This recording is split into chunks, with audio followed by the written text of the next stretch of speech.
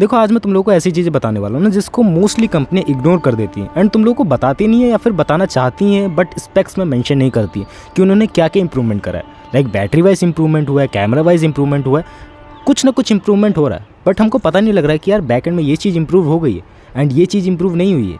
हम लोग क्या देखते हैं, सिर्फ वो जो पेपर में लिखी रहती हैं या फिर जो स्पेक्स कंपनी वाले दिखाना चाहते हैं, बट बैकएंड में बहुत सारा रिवोल्यूशनराइज चीज़ हो रही है बैकएंड में, जिसको मैं तुम लोगों को बताने वाला हूँ। कुछ एक दो चीज़ें हैं, मिला जुला के कुछ 4-5 चीज़ों की बात करूँगा। फर्स्ट ऑफ ऑल बात लेके चलते हैं, दैट वाज इस वाइब्रेशन मोटर। क्या हुआ, सिंपल सी चीज़ लग रही है ना? देखो ये सिंपल सी चीज़ नहीं है। देखो वाइब्रेशन मोटर मैं कहूँ बेटर तरीके से इम्प्लीमेंट सबसे पहले आईफोन ने करी थी, जब वो उसके टच आईडी में आता था ना कि लोग फिंगरप्रिंट को दबाते थे एंड उनका अनलॉक हो जाता था फ़ोन।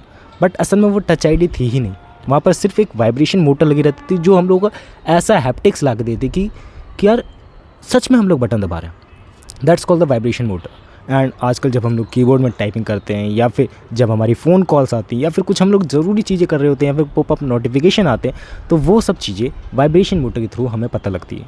एंड अगर वाइब्रेशन मोटर्स के हैप्टिक्स अच्छे रहेंगे, haptics in the sense of कि जब हम उस बटन को दबा रहे हैं तो फील होना चाहिए अंदर से कि यार उस बटन को सच में हम लोगों ने दबाया है। सो उसकी क्वालिटी ओवर द टाइम हम लोग को बहुत ज़्यादा इंप्रूवमेंट के साथ देखने को मिली है। मैं ये बात बिल्कुल एग्री कर रहा हूँ कि यार जो तुम्हारे सस्ते बजट वाले फ़ोन है उसके अंदर तुम लोगों को हैप्टिक्स मोटर उतनी अच्छी देखने को नहीं मिलती। लेकिन बात करी जाए जो प्रीमियम सेगमेंट या फिर प्रीमियम ब्रांड्स है, वो बहुत अच्छी हैप्टिक्स मोटर डाल के दे पाते हैं एंड उससे लगता है कि यार हाँ हमारा फ़ोन चलाने का एक्सपीरियंस बहुत ज़्यादा बेटर हो गया टाइम टू टाइम, जिससे हम लोग की टाइपिंग स्पीड भी बढ़ी है बैक एंड में कहूँ या फिर मैं कहूँ जो ओवरऑल फ़ोन चलाने में मज़ा आता है वो अच्छा हुआ है। That's was the first area जो कंपनी वाले बताते नहीं है तुम्हें, एंड उस पर भी ध्यान देना चाहिए जब तुम लोग रियल हैंड या फिर जब ऑफलाइन फ़ोन लेने जा रहे हो तब। एंड फ़ोन लेने जा रहे हो तो डेमो पीट्स रखे होते हैं, उसमें चला के देख सकते हो, जिससे तुम लोगों को अंदाज़ा हो जाए कि हाँ यार हैप्टिक्स मोटर ऐसे होती है। अगर तुम लोगों के दोस्त वगैरह के पास या फिर नियर बी में तुम्हारे पास ऐसे दोस्त हैं जिनके पास सच में वो वाले फ़ोन पड़े हो ना जिसके अंदर टच आईडी है, तो उनके फ़ोन तुम लोग कभी चला के देखना। उसमें रियली में फ़ील होता है कि यार हम लोगों ने बटन दबाया है, बट असल में कोई बटन प्रेस ही नहीं होता है। सिर्फ जब हम लोग वो बटन को दबाने का प्रयास करते हैं तो एक हमें हैप्टिक फील होता है, वाइब्रेशन फील होती है, जिससे हम लोग को मज़ा आ जाता है कि हाँ यार बटन हम लोगों ने सच में दबाया, बट आज तक हम लोगों ने वो बटन नहीं दबाया। सो ये चीज़ मेरे को तुम लोगों को बतानी थी। सेकंड थिंग की बात लेके चले, that was I forget it that was I forget it. या क्या थी वो चीज़?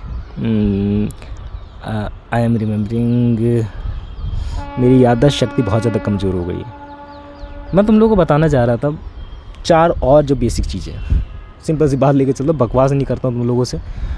That was battery life. Battery life में कैसे इंप्रूवमेंट देखने को मिली? हम लोग देख रहे हैं कि यार सिलिकॉन बैटरी सालों से चलती हुई आ रही है, हम लोग इस्तेमाल कर रहे हैं। लिथियम आयन बैटरी जिसको हम लोग कहते हैं, तो सालों से चलती आ रही है, हम लोग इस्तेमाल करते हुए आ रहे हैं। एंड उसमें भी एक बड़ी इंप्रूवमेंट जब देखने को मिली थी कि यार हाँ 5000 mAh या फिर 5500 mAh या फिर 6000 mAh पे आके वो रुक गई थी। एंड वही बैटरी हम लोग इस्तेमाल कर रहे हैं इतने दिनों से। हाँ, लेकिन उसके अंदर ना अब थोड़ा थोड़ा वेरिएशन आना चालू हो गई कि यार कम कैपेसिटी के अंदर भी तुम लोगों को बेटर बैटरीज देखने को मिल रही है। लाइक बैटरी का साइज़ वही है लेकिन बैटरी की कैपेसिटी दुगनी हो गई है। लाइक तुम लोगों ने फ़ोन देखोगे जो 6000 mAh के साथ आ रहे हैं, 7000 mAh के साथ आ रहे हैं, that was a silicon battery. या मैंने शुरू में थोड़ा सा नाम गड़बड़ कर दी, that was a silicon battery. और एक और वेरिएंट है लिथियम पाइऑन बैटरीज, बट वो वेरिएंट ही है एंड वो सस्ते बजट फ़ोन्स में आता है जो थोड़ा सा फास्ट चार्जिंग प्रोवाइड कराते हैं, उन फ़ोनों के अंदर आता है वो। लेकिन बात करी जाए ये जो लिथियम पॉली बैटरीज है, जो अपग्रेडेड वर्जन है लिथियम आयन बैटरीज़ का, that was a huge game changer, क्योंकि वो बैटरी लाइफ में बहुत बड़ा इंप्रूवमेंट तुम्हें ला के दे रही है। मीन्स ऑफ इट कि यार तुम्हारे पास अगर अभी 5000 mAh का फ़ोन पड़ा हुआ है, अगर उसको ढंग से इम्प्लीमेंट करा जाए एंड अपग्रेडेड वर्जन उस बैटरी का बनाया जाए, सो वो भी 10,000 mAh तक का बन सकता है। अभी सिर्फ 6000 या फिर 7000 mAh तक टचअप कर पा रहे हैं हम लोग, क्योंकि सिलिकॉन बेस्ड बैटरी ना उसके अंदर एक्सप्लोड होने की या फिर उसके अंदर केमिकल रिएक्शन होने के ज़्यादा चांसेस हैं। एंड उसको हम लोग अभी कंट्रोल नहीं कर पाए हैं लोग फ़ोन्स के अंदर, डेली यूजेस के अंदर, क्योंकि हम लोग कड़ी धूप में भी रहते हैं, एकदम ठंडी में भी रहते हैं। सो डिफरेंट टाइप से अडॉप्ट नहीं कर पाए, एक्सपेरिमेंट नहीं कर पाए। बाकी उसकी कैपेसिटी वही रहेगी, मीन्स ऑफ इट कि उसकी कैपेसिटी डबल हो जाएगी बट उसका साइज़ वही रहेगा।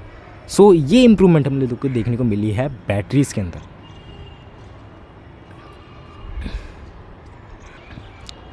और नेक्स्ट थिंग की बात लेकर चलें, दैट वाज एफिशिएंसी कोर या फिर जो तुम्हारी पावर है जो तुम्हारे CPU से आती है वो एकदम, मैं कहूँ उसका ग्राफ ऊपर जा रहा है और मेंटेन रह पा रहा है। मीन्स ऑफ इट कि वो पावर तुम्हें उसी लेवल की दे पा रही है, नहीं दे पा रही।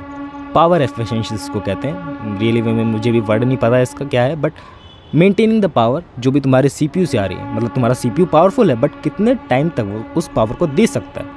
अब बात लेके चलिए, इसमें बहुत सारे मैट्रिक आ जाते हैं एंड कंपनी वाले भी तुम्हें मैनिपुलेट करने के लिए बैठे हुए हैं, यूट्यूब वाले भी तुम्हें मैनिपुलेट करने के लिए बैठे हुए हैं through the benchmark scores. But benchmark scores का मैं कहूँ उतना फ़ायदा होता ही नहीं है।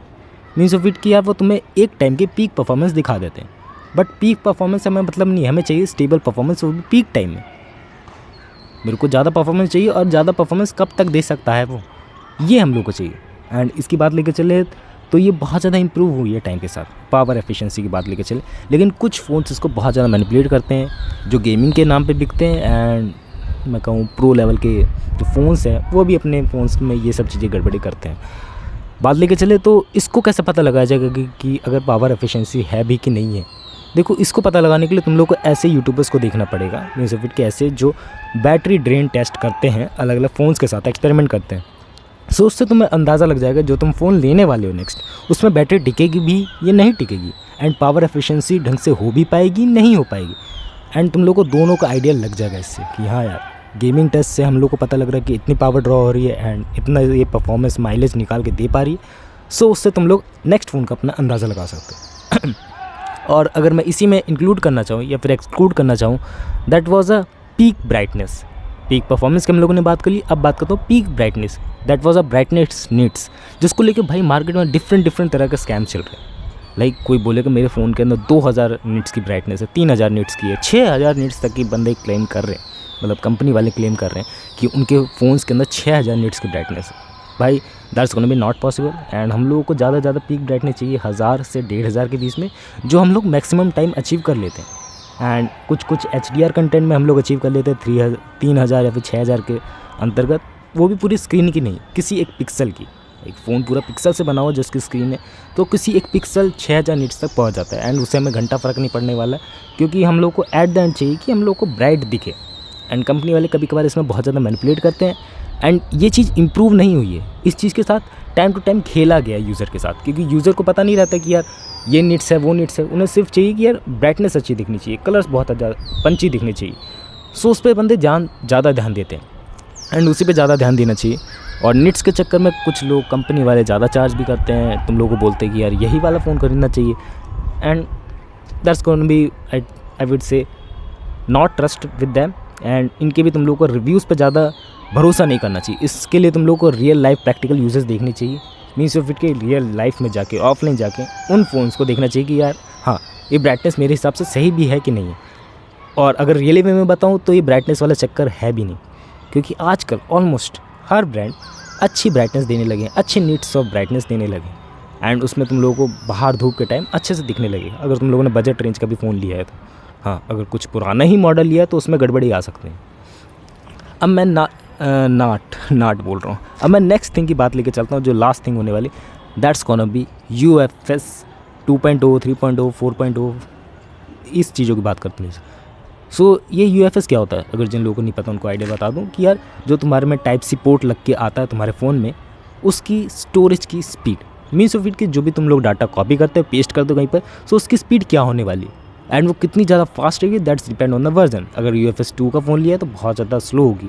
अगर इससे भी पुरानी वर्जन की बात लेके चलूँ तो that was a eMMC, that was भाई शिटियस। इसको तुम लोग कभी मत खरीदना। और आज के लिए फ़ोन बनना भी बंद हो गए, पुराने स्टॉक क्लियर हो रहे, तो उसको अवॉइड ही करना खरीदने का। नेक्स्ट बात लेके चले UFS 2.0 का दुगना वर्जन, दैट वाज अ 3.0। इसमें स्पीड तुम्हारी दुगनी हो जाती है, कॉपी पेस्ट की जो भी साइकिल है वो भी दुगनी हो जाती है। एंड ऑल्सो कि जो तुम्हारे गेम्स लोड होते हैं वो तुम्हारी इंटरनल स्टोरेज में ही लोड होते हैं, रैम में लोड होते हैं, तो उसकी जो एफिशिएंसी रहेगी बहुत ज़्यादा अच्छी रहेगी, क्योंकि एट द एंड डाटा जो भी होता है तुम्हारा गेम का डाटा वो स्टोर वहीं पर होता है, एंड वहीं से रैम में मैनेजमेंट होके तुम्हारे प्रोसेसिंग के थ्रू तुम्हें दिखाया जाता है स्क्रीन पे।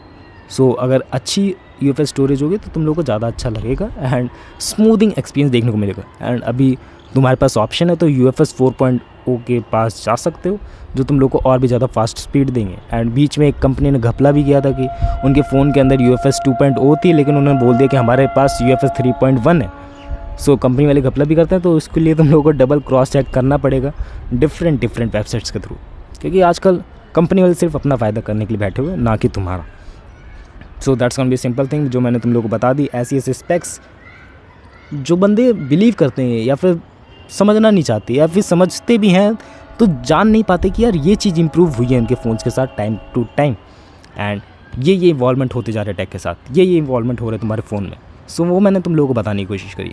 So that's gonna be simple. I think मैंने जितनी भी सिंपल तरीके से तुम लोग बताने की कोशिश करी है वो मे भी तुम लोग को समझ में आया। नहीं आया तो कमेंट्स डाउन, कोई क्वेश्चन हो, कोई क्वेरी हो, कोई भी सवाल हो, कमेंट्स करके बताना। बाकी मिलते हैं नेक्स्ट वीडियो में। बाय।